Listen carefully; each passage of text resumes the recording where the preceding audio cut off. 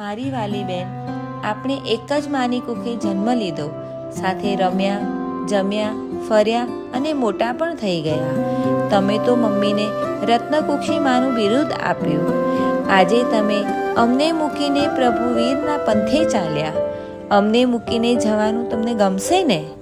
હંસાબેન, તમે આજે એવા આશીષ આપીને જજો કે અમે પણ તમારી સાથે જલ્દી આવીએ.